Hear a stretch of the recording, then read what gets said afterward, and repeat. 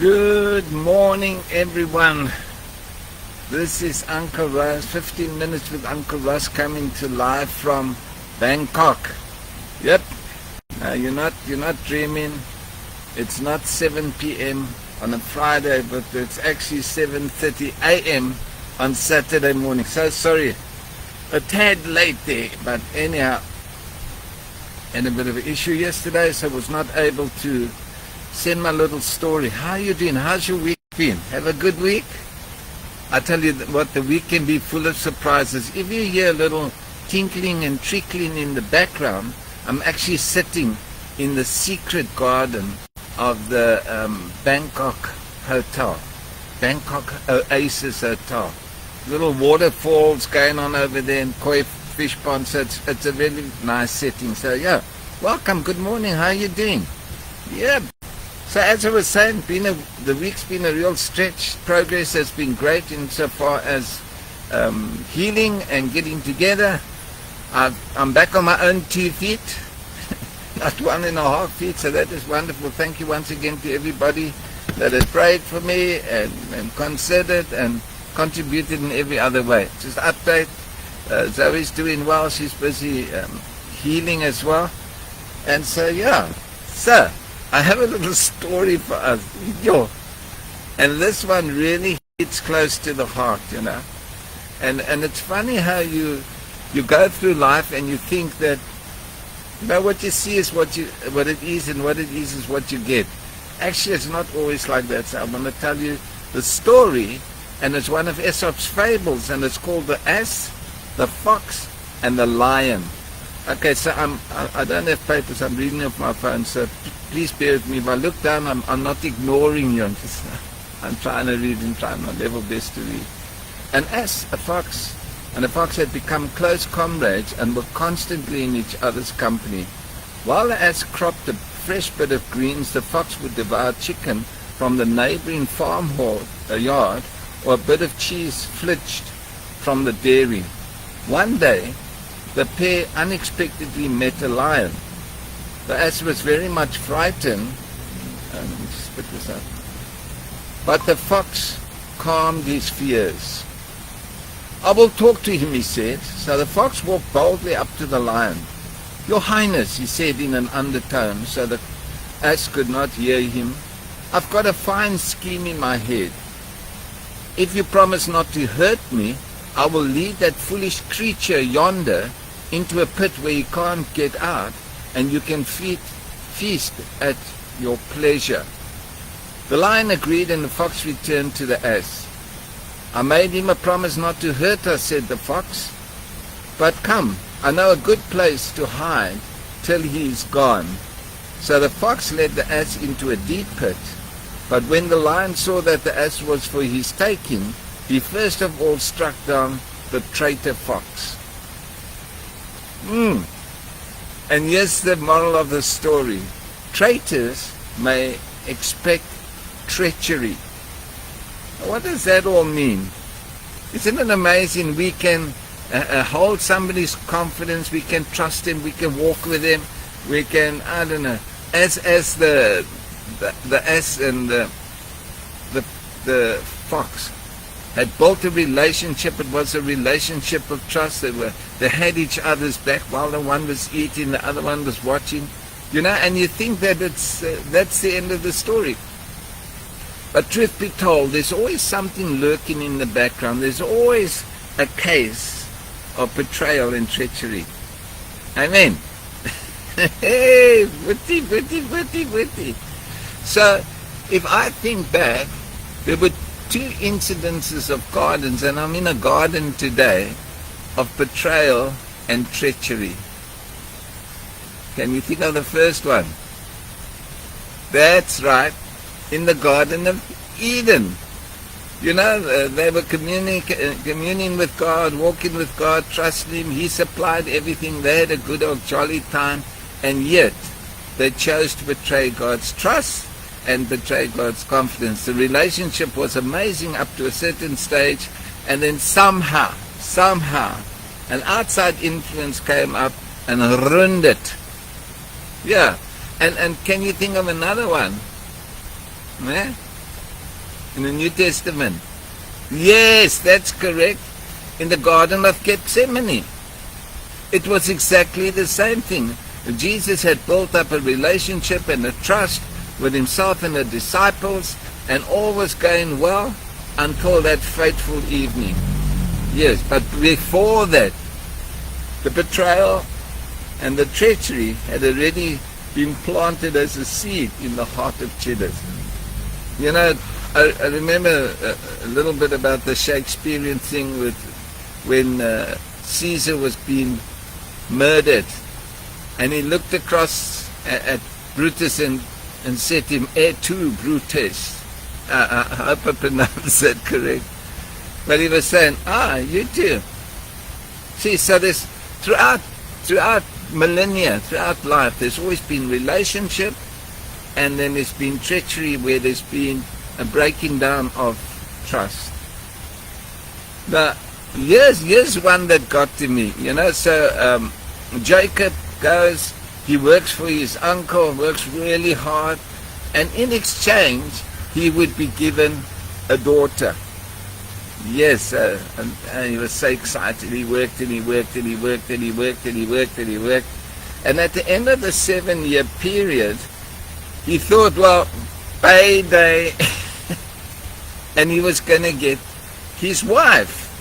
But now listen what it says over here in Genesis 29:23 to verse 25. Now it came to pass in the evening that he took Leah, his daughter, and brought her to Jacob and went into her. And Laban gave his maid Zilpah to his daughter Leah as a maid. So it came to pass in the morning that behold, it was Leah. And he said to Laban, what have you done? What is this that you have done to me? Was it not for Rachel that I served you? Then why have you deceived me? Treachery, 7 years hard labor, 7 years of taking care of another man's flock, with a promise of a wife called Rachel, and instead he gets Leah. And listen to this, at the end of 3 days after they had made a covenant with them, they heard that there were neighbors who dwelt with them. Then the children of Israel journeyed and came to the city on the 3rd day. And there were cities at Gibeon, Chephra, Beeroth, Kidab, and Jeram. But the children of Israel did not attack them. And that's the next story of treachery. It's in Joshua chapter 9, verse 16 to 19, and it was about the Gibeonites. The Gibeonites came across as these, forlorn, forgotten, defeated people that were starving, that were poor, and they were looking to make a covenant with the people of Israel. But God had told them, do not. Notice, do not. But they did. And so what happened at the end of the day, they were deceived into making a covenant, and so when the time came to deal with the problem, their hands were tied because they had made an oath before God. Here's another thing, that what you see isn't really what you get. Okay, I'm going to read this one to you. Matthew 23, verse 27. Woe to you, scribes and Pharisees, hypocrites, for you are like whitewashed tombs, which indeed appear beautiful outwardly, but are full of dead men's bones and uncleanness. We can be led under the impression that the status quo is what's really going on. And then suddenly you realize, oh my gosh, it's all been an illusion. That's how illusionists work. They give you something that has the appearance of something going on, and then whether it's distraction or sleight of hand or or misdirection, you're watching one thing and then poof, and then suddenly bang. And I often would look at these, variety shows and think, wow, how did they do that?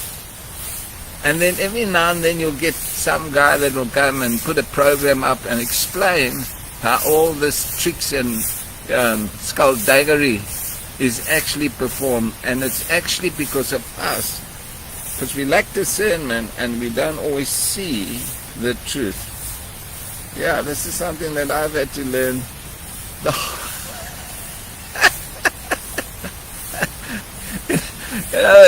I think as Christians we like to believe that we have the gift of discernment, knowing all things and understanding all things and seeing all things, but Many times we are blindsided by the very thing that's in front of us, and we think it's one thing, but it's actually something else. Has this ever happened to you? I'd be curious to know. Well, I tell you what, why don't you send me a comment of when that has happened to you, where you've been in a situation, you've been in business, or you've been part of an association, or you've been, in a relationship, whatever it is. It doesn't really matter what it is, but there was a major level of trust, and you were led to believe that whatever you saw and whatever you heard and whatever you understood was actually what was going on. It's like this garden behind me. If I take the angle correctly, I promise you, you would believe that I'm somewhere in the jungle. You can hear the waters trickling and the little brook running behind me. And I can even angle it and show you the beautiful trees and tiny little waterfall and the fish swimming in the pond. And you can think, wow, that is amazing. You must be out somewhere out in the countryside. Well, you go Google this hotel, Bangkok Oasis. You're literally in the center of Bangkok, down some dodgy roads, and even the taxi drivers are reluctant to come and pick us up here. And you realize it really is an oasis. It's in the middle of nowhere. You can't see the buildings and all the squalor around you, but you just have this beautiful backdrop of the jungle and the waterfall and everything. But in actual fact, we're sitting in the middle of Bangkok. Now, for those of you that love Bangkok, I'm not with you. Yeah, the traffic and, just getting from place to place. A simple journey, say from here to go visiting at the hospital. If I understand correctly, it's 1.5 kilometers away. So you would imagine 1.5 kilometers away, zip down the road, make a couple of turns, and Bob's your uncle, there you are. It's called traffic. Not only is it called traffic, it's called traffic jams, unlike the jams that you put on your nice, freshly buttered toast. So, seriously, I'd really love you to get back to me and let me know, what do you think about these things? Are you the ass? Are you the fox? Or are you the lion? Are you the ass that goes around believing that all's just and all's fair and everybody is who they say they are? Or are you, perhaps you're the fox and you're constantly making schemes, you develop plans and purposes that is designed to mislead people, and then you go along and bam! And then of course, are you the lion who looks at both situations and say, wait, I actually have an opportunity to score a double whammy. It's funny. Yeah, so, today's Saturday. I normally say tomorrow's Saturday, but as I told you, over 12 hours later, today's Saturday. Seems like a great day. I believe there's lots of sport on and lots of activities that you can spend time with your friends and your family and your loved ones, and hopefully that those who actually say that they are who they say that they are. Amen. And then you can spend some time together, but always remember, Sunday is not a day that you drag yourself out of bed and you drag yourself along to fulfill your obligation. Serving God is not an obligation. Serving God is a lifestyle. Are you prepared to live a life that is self-sacrificing, a life that is righteous, a life that is honest? Are you? I want to tell you it's not easy, because sometimes it's easier to do the alternative and to just meander away. Backsliding doesn't come as an immediate thing. It starts as a little walk in the park, a little meander. And if you're not checked, and if you don't check back, and if you're not led correctly, you'll just keep going down that path of deception, and before you know it, you're lost. So my encouragement to you is, keep on keeping on. Keep fighting the good fight. Finish the race. Fight the good fight. Keep the faith. Amen? And then tomorrow, when you get to church, use that as a time of testimony and opportunity to share with people the goodness of God. How's that? Is that good? Yeah. So to all of you out there, thank you once again for all your time, your love, your patience with me. And remember, if I don't see you through the week, I'll see you through the window. This is Uncle Russ signing off until next time. God bless and goodbye.